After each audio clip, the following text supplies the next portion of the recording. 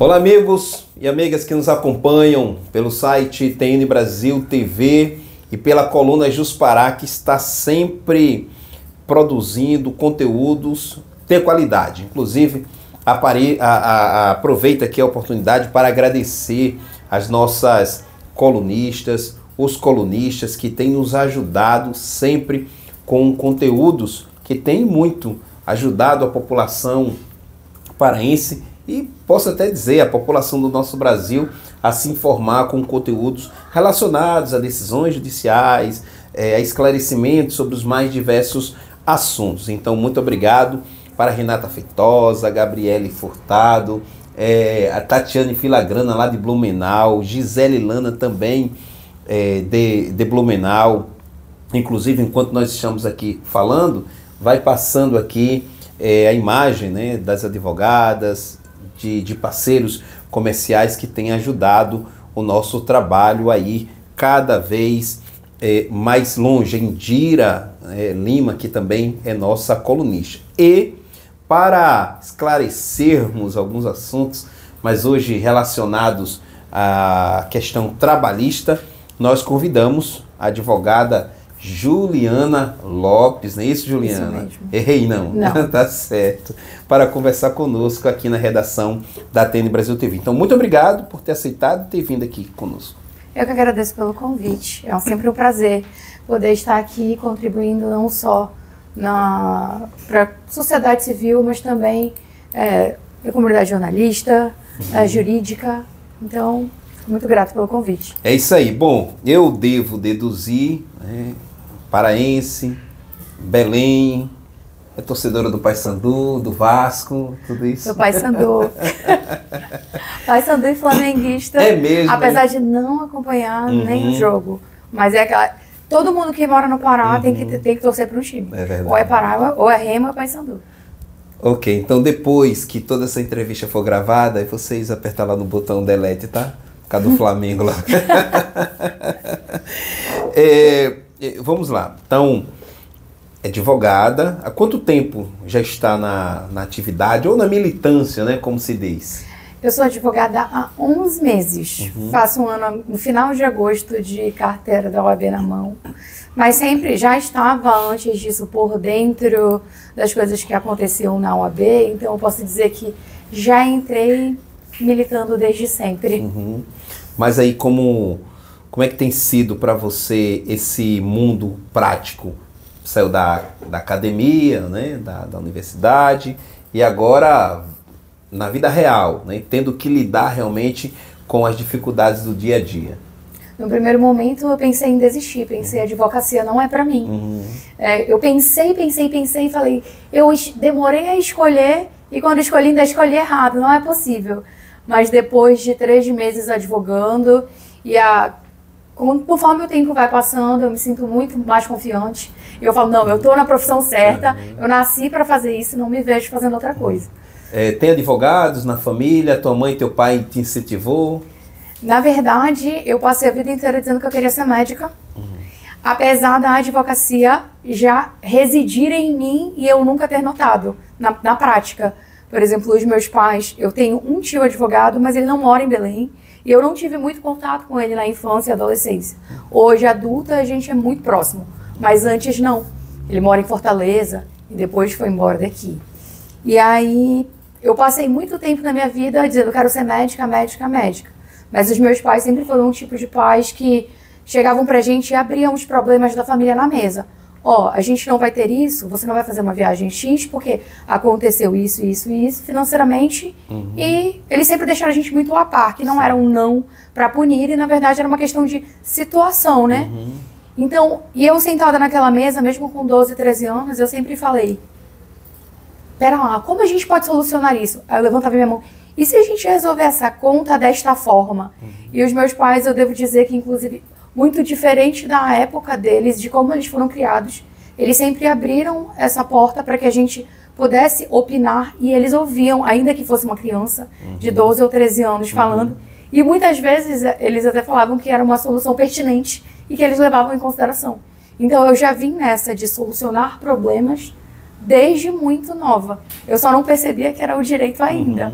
Que já era, né? Já estava predestinada. Predestinada. Você é calvinista? Não, né? Os presbiterianos vão gostar dessas palavras aí, tá?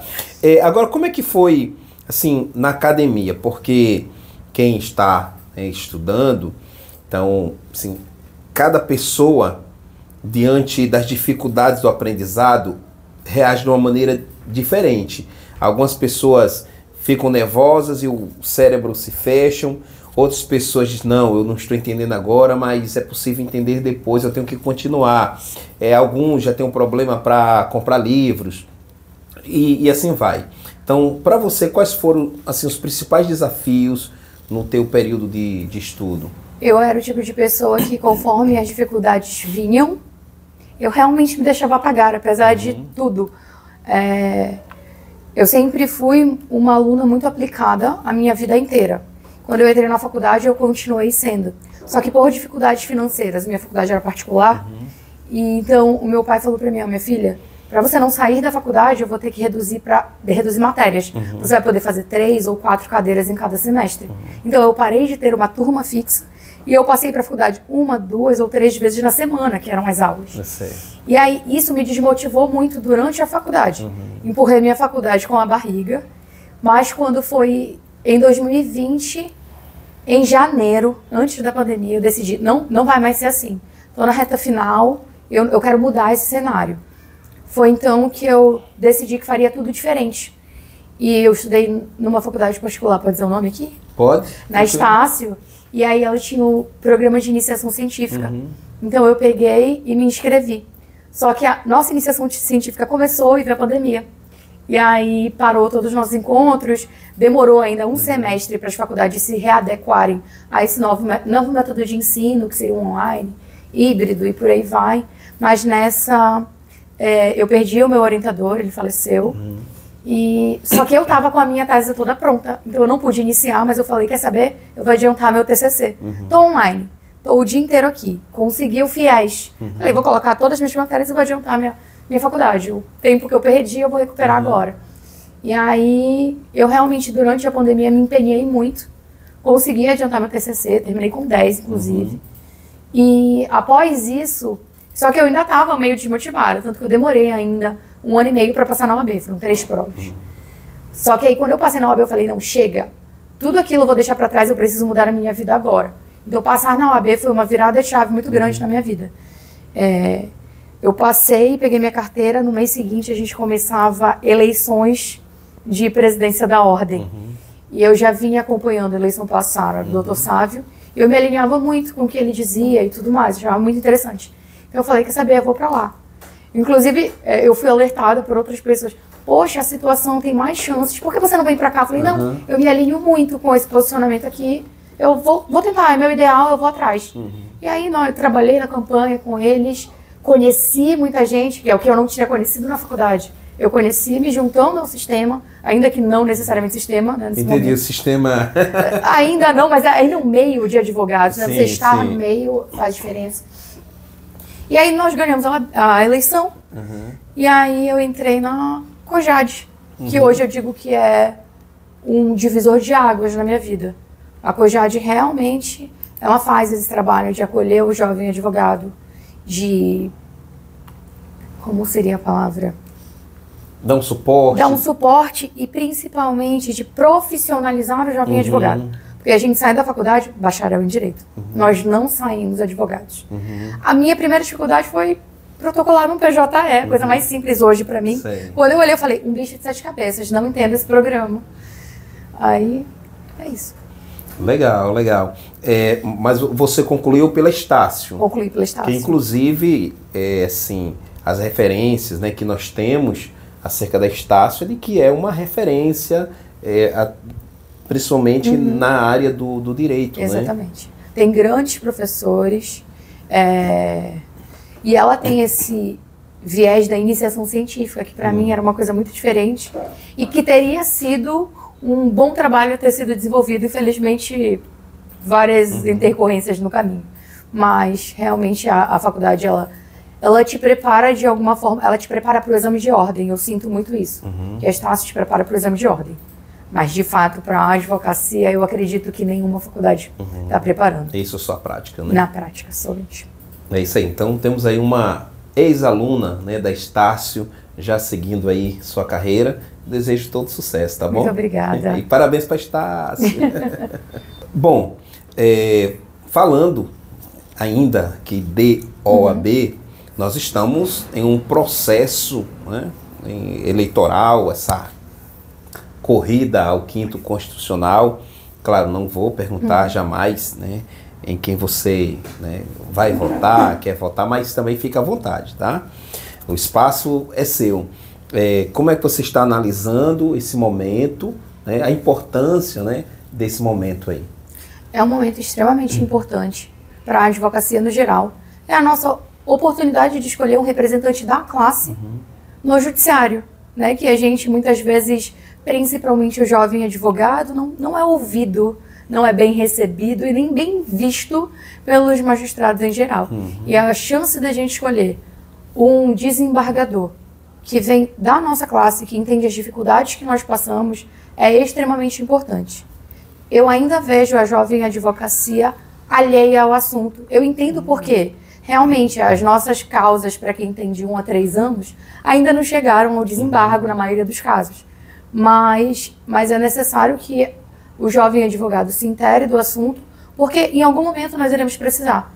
Então a gente precisa ter muita consciência nesse momento de escolha, porque é muito importante. Esse ponto que você suscitou é de fato muito verdadeiro. Eu tenho conversado com jovens advogados da capital e do interior.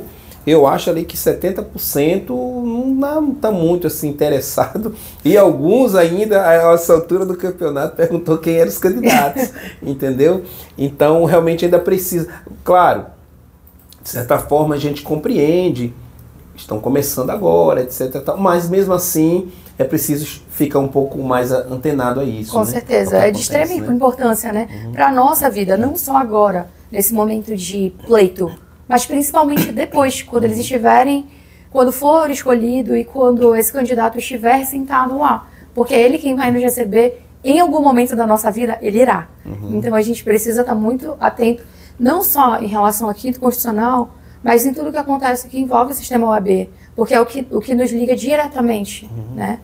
Porque mesmo o início, né, de carreira, né, o que é ser, né, advogada, né, exercer a advocacia sendo mulher? Exercer a advocacia sendo mulher já é difícil. Exercer a advocacia sendo mulher jovem advogada é mais difícil ainda. Se eu estiver numa mesa com um advogado que aparente ser mais velho e seja homem, o meu cliente não vai olhar para mim. Ele vai olhar para esse advogado homem na mesa. Ele vai direcionar o seu olhar para ele, porque jovem e mulher entendem logo que nós não temos a capacidade. Isso. Infelizmente, ainda em 2025 isso acontece. E é por isso que eu prezo muito para que mulheres ocupem lugares, que a gente esteja nos lugares.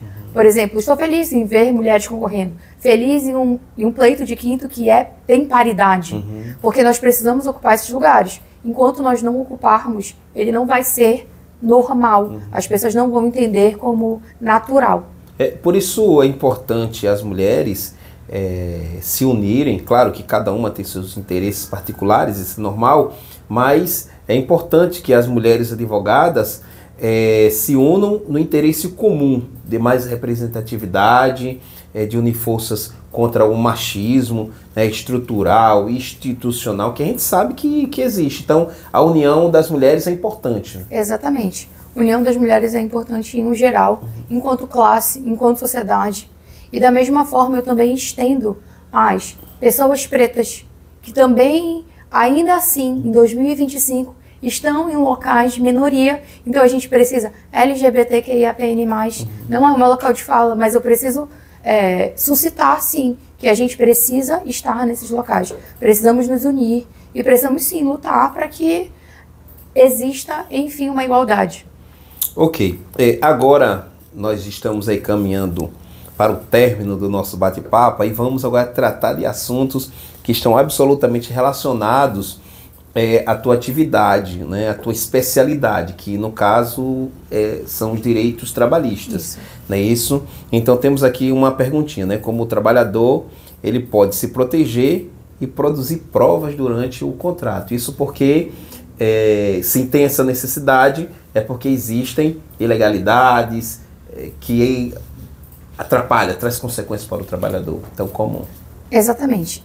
O trabalhador ele entende erroneamente que ele não tem que produzir provas, que basta ele alegar e o juiz irá acatar ou inverter o ônus da prova. No entanto, desde a reforma trabalhista, que já tem bastante tempo, isso mudou. O ônus da prova ele é de quem alega, pelo menos em grande parte. Então, eu oriento muito que os trabalhadores eles produzam provas durante seu contrato de trabalho. O que são provas? Conversa de WhatsApp, conversa fora do horário do seu expediente, conversa em que o seu chefe lhe manda fazer uma função que não é a sua. Troca de e-mail. Você tem foto? Tire foto na sua empresa. Ah, eu bati o ponto, mas eu não saí daqui naquele horário. Ativa o teu GPS do WhatsApp do celular, que aí a gente consegue ativar a geolocalização para comprovar que você estava de fato na empresa naquele horário. Então, o trabalhador ele precisa se precaver, porque é a parte mais fraca, então a gente precisa demonstrar que está correto o seu pedido para que tenha maior chance de êxito lá na frente. E o trabalhador brasileiro, ele ainda sofre muito, né, no assim, desrespeito, maus tratos, e muitas vezes, às vezes um empregador pode achar que pelo fato de ter dado o emprego, dá ele o direito, né, de maltratar, de sonegar os direitos, e não é bem assim, né? O assédio moral, ele acontece muito em ambiente de trabalho, e ele não é somente o fato do seu patrão xingar ou depreciar você. O assédio moral, ele vem quando ele te dá metas irreais. Ele vem quando ele te dá metas além de irreais, ele ainda fica te pressionando, dizendo, se não cumprir essa meta vai ser demitido, cabeças vão rolar. Isso é um assédio moral. E muitas vezes, quando o teu empregador ele fala isso, ele vai dizer, isso é normal, todo mundo passa por isso, faz parte do trabalho, a vida não é fácil. E, na verdade, isso é só uma forma de inibir o trabalhador de procurar o seu direito, porque isso não é normal, isso não é fácil. O seu dia a dia na empresa não precisa ser dolorido, não precisa te pressionar. E esse também é um outro ponto muito comum, né? Lá em Maceió, por exemplo, né, trabalhei numa empresa, né, como supervisor, e a gente andava com outros supervisores, né? Então a gente conseguiu ver, né, diversos exemplos assim, violentos contra os trabalhadores, e ainda que nos dias que a gente vive, né, no caso hoje, uma ala, né, política no Brasil sempre diga assim, o trabalhador tem que ficar livre para negociar com o seu patrão, para fazer exigências do seu patrão, como se nós estivéssemos ali na terra prometida, e não é bem assim, como né? se estivessem no mesmo patamar. No mesmo patamar, e não, né? estão, porque o trabalhador ele é a ponta mais fraca. O trabalhador precisa daquele emprego. Como ele vai negociar com o patrão? Não tem como, realmente irreal isso. Agora a questão aqui, né? Então a questão do assédio moral, ele precisa também identificar e ele precisa reagir, né? Mas como é essa questão aí do reagir, dar um soco no patrão? Não, ele precisa documentar que esse assédio moral ocorreu. As gravações, elas são permitidas desde que o trabalhador ele faça parte desta gravação. Então, se você fizer parte da gravação, você pode gravar uma conversa. Você pode também chegar no RH da sua empresa e fazer uma reclamação formal sobre aquilo. Porque ainda que o seu patrão não goste, está formalizado lá. Aí a gente pode pedir uma inversão de ônus da prova e pedir que seja recebido, verificado, se tinha algum tipo de reclamação. O WhatsApp, grupo de WhatsApp, também é muito importante. Não apaguem. Eu vejo muito isso. O trabalhador, ele saiu da empresa, ele sai do grupo e ele apaga aquele grupo. Ou então troca de número. Não faça isso, pelo menos não até você ingressar com essa reclamação trabalhista. Nessa questão aqui do assédio, nós estamos chegando nas eleições e, por exemplo, muitas empresas estão respondendo por causa da eleição passada, né? Onde o patrão o gerente, né, fez aquela reunião e deu mais ou menos, olha, a gente apoia fulano e tal, né, se não votar, ou se o cara perder, a gente vai ter que demitir algumas pessoas aqui. Isso se encaixa também aqui na questão de assédio. Tá? Encaixa, porque o patrão jamais pode... Ai, esqueci a palavra. O patrão jamais pode obrigar ou impor uma situação para o seu empregado. É um direito de livre escolha. A mesma coisa em relação àquelas dancinhas vexatórias na internet. Sim. Nossa, isso é um assédio moral. É vexatório para o empregado fazer aquilo. A empresa obriga a menina, o camarada a fazer aquele comercial, não? Exatamente, um comercial que provavelmente vai ficar mal visto depois. Ele vai ser feito de chacota pelos outros. Fala aí, dançou lá e tal, foi demitida, né? Tá vendo aí que não vale a pena dar o sangue pela empresa para... Então, é preciso ter muito cuidado com relação a isso. O funcionário, o colaborador, não é obrigado a passar por isso. Não é obrigado. E se ele estiver passando, é assédio moral. Agora nós temos um outro ponto que é talvez um dos mais corriqueiros, né? É a questão, né? O trabalhador, ele foi demitido, a empresa, né, não pagou os direitos, e aí, o que fazer? A empresa tem um prazo de até 10 dias para pagar os direitos para o trabalhador. Ela não pagou, a primeira coisa que você vai fazer é juntar toda a documentação que você tem. Carteira de trabalho, TRCT, que é o termo de rescisão de contrato de trabalho. Tudo o que você tiver, procura um advogado trabalhista. Porque aí você não tem jeito, você não tem como correr. Tem que ingressar com uma reclamação trabalhista. E a gente ouve muito empregador tentando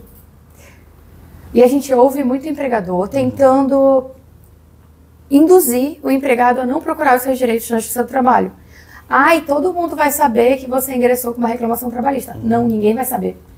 Na Justiça do Trabalho, o seu nome não fica lá no Jus Brasil, porque não pode, ele tem sigilo. Então pode ficar tranquilo. Busque os seus direitos, porque o direito é seu.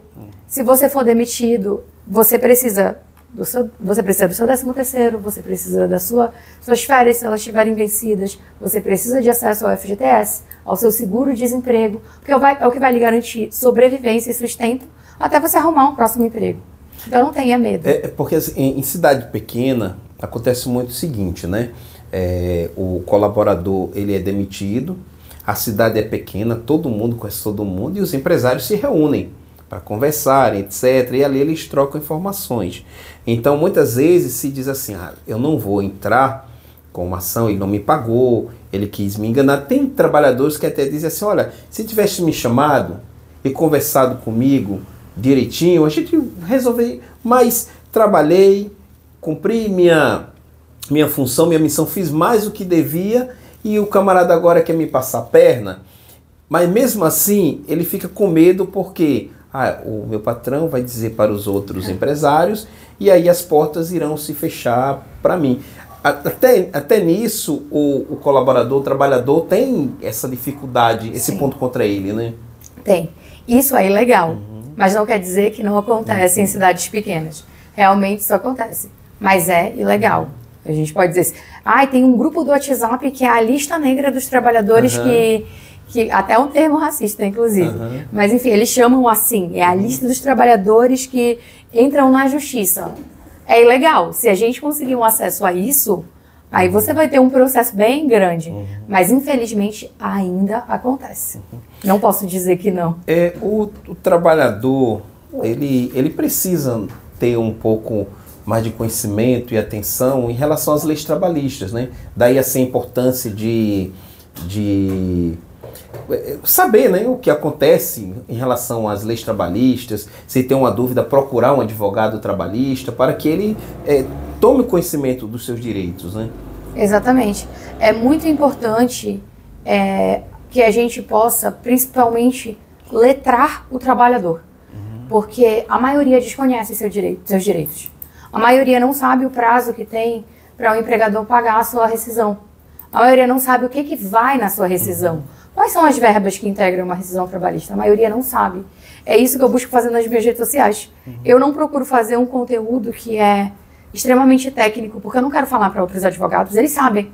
Eu quero chegar justamente nessa pessoa que não sabe. Ainda que é um tipo de trabalho que eu considero até como um trabalho social, porque a pessoa precisa saber disso.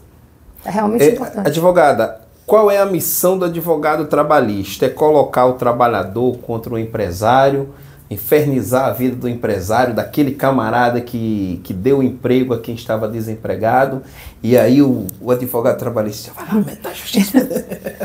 A missão do advogado trabalhista, ela é só uma, é garantir os direitos do trabalhador. É garantir que aquela pessoa trabalhe sem ser uma escravidão.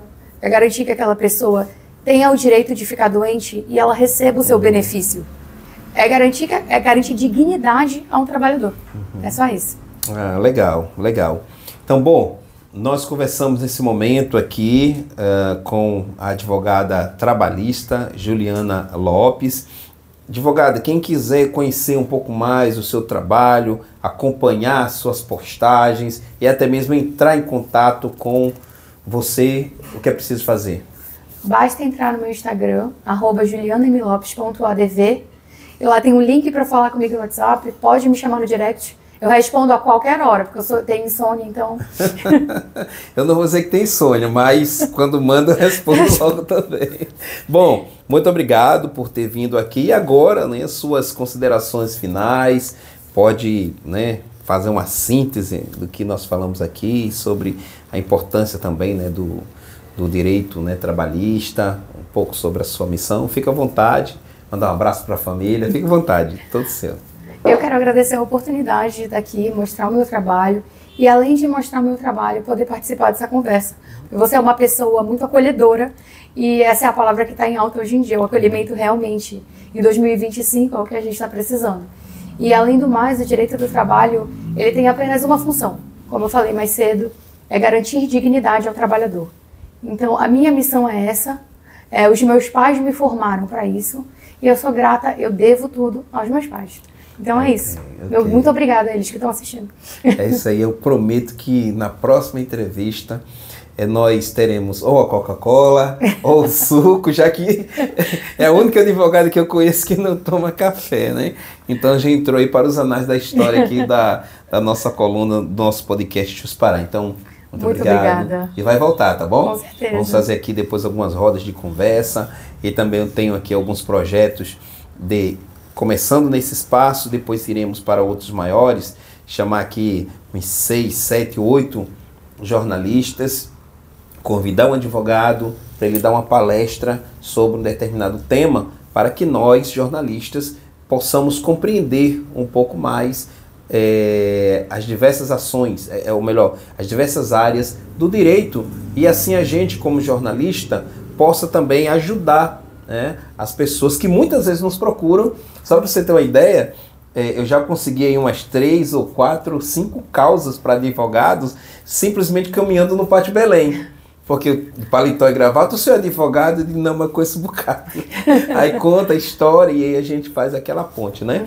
Então, com certeza, nós queremos contar com o seu apoio, tá bom? Eu que agradeço. Então, mais uma vez, muito obrigado pela presença, tá? Então, gente, tchau, tchau. Tchau. Não deixe de curtir, compartilhar e comentar. Até a próxima. Tchau.